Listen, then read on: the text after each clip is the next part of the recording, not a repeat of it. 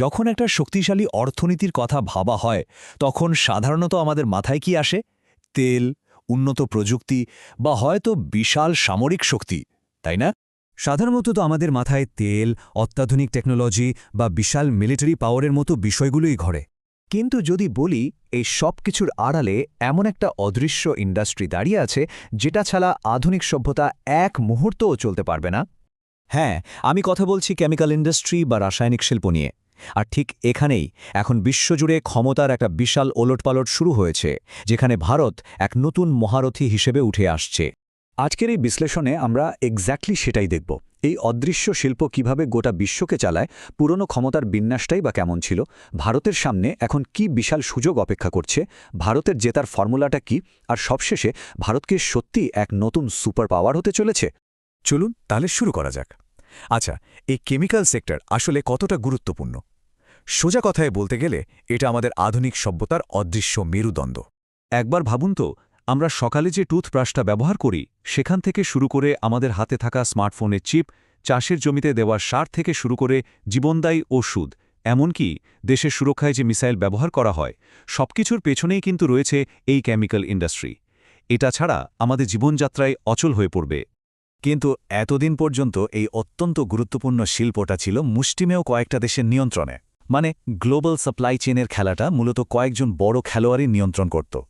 বিশ্ববাজারটা ছিল অনেকটা এই রকম। চীন তার বিশাল উৎপাদন ক্ষমতা আর সস্তা শ্রম দিয়ে মার্কেট দখল করে রেখেছিল, আর জার্মানি বা দক্ষিণ কোরিয়ার মতো দেশগুলো তাদের অ্যাডভান্সড টেকনোলজির জোরে টপে ছিল। বাকি বিশ্ব ছিল মূলত এদের উপরই নির্ভরশীল। আর ভারতের ভূমিকা কী ছিল? তখন ভারতকে সবাই শুধু কাঁচামালের যোগানদার হিসেবেই দেখত। মানে মহারথীরা যেখানে উৎপাদক, ভারত সেখানে ছিল কেবল একজন সাপ্লায়ার। কিন্তু সেই দিন এখন বদলে গেছে। বিশ্বজুড়ে ভূ-রাজনৈতিক এবং অর্থনৈতিক সমীকরণ এখন এমনভাবে বদলাচ্ছে যা ভারতের জন্য এক ঐতিহাসিক এবং সোনালী সুযোগ তৈরি করে দিয়েছে। ভারত কিন্তু নীরবে একটা বিশাল পরিবর্তন ঘটিয়ে ফেলেছে। আজ ভারত আর শুধু সস্তা শ্রমের দেশ নয়, বরং স্পেশালিটি কেমিক্যাল আর ইন্ডাস্ট্রিয়াল সলিউশনের একটা গ্লোবাল হাবে পরিণত হয়েছে। 10,000-এরও বেশি ভারতীয় কোম্পানি এখন বিশ্বমানের হাইটেক কেমিক্যাল তৈরি করছে। এই বদলের পেছনে একটা বড় কারণ হল চায়না প্লাস ওয়ান স্ট্র্যাটেজি। মানে বিশ্বের বড় বড় দেশগুলো, বিশেষ করে ইউরোপ, এখন চীনের উপর একক নির্ভরতা কমিয়ে একটা নির্ভরযোগ্য বিকল্প খুঁজছে।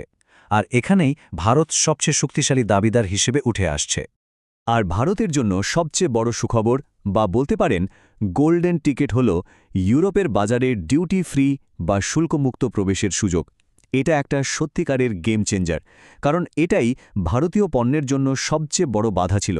এখন সেই বাধা সরে যাওয়ায় ভারত এখন জাপান বা দক্ষিণ কোরিয়ার মতো প্রতিযোগীদের সাথে সমান তালে লড়তে পারবে। বেশ, সুযোগ তো তৈরি হয়েছে, কিন্তু ভারত কি সত্যিই এই সুযোগটা কাজে লাগাতে পারবে?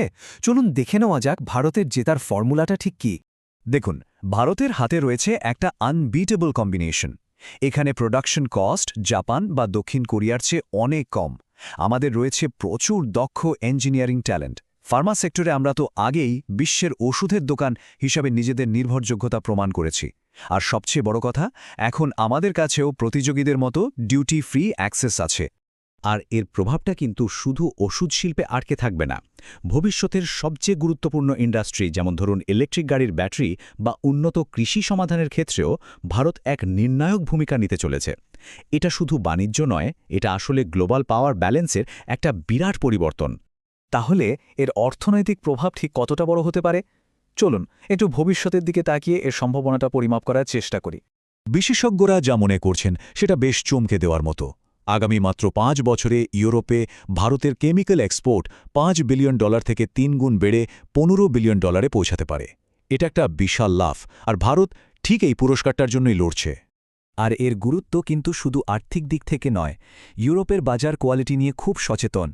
এখানে একবার শক্ত জায়গা করে নেওয়ার মানে হল সারা বিশ্বের কাছে ভারতের কোয়ালিটি আর নির্ভরযোগ্যতার একটা গ্লোবাল সিলমোহর পাওয়া, যা কিনা বিশ্বের অন্যান্য বাজারেও ভারতের জন্য দরজা খুলে দেবে।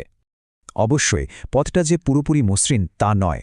আমাদের এখনও কিছু গুরুত্বপূর্ণ চ্যালেঞ্জ টপকাতে হবে, যেমন দেশের ভেতরে লজিস্টিক খরচ কমানো আর সাপ্লাই চেইনকে আরও ভালো করতে জাতীয় পরিকাঠামো আরও উন্নত করা। তবে এই বাধাগুলো পেরোনোর জন্য সঠিক পদক্ষেপ নেওয়া হচ্ছে। সুতরাং পথ এখন তৈরি। চীন বা জার্মানিকে চ্যালেঞ্জ জানিয়ে ভারত এখন সাপ্লাই চেন বা সরবরাহ শৃঙ্খলের এক নতুন সুপার পাওয়ার হওয়ার পথে দ্রুত এগিয়ে চলেছে। এখন সবচেয়ে বড় প্রশ্ন হল, ভারত কি এই ঐতিহাসিক সুযোগটা পুরোপুরি কাজে লাগিয়ে বিশ্ববাজারে ১ নম্বর আসনটা দখল করতে পারবে? এই বিষয়ে আপনার মূল্যবান মতামত অবশ্যই আমাদের জানান।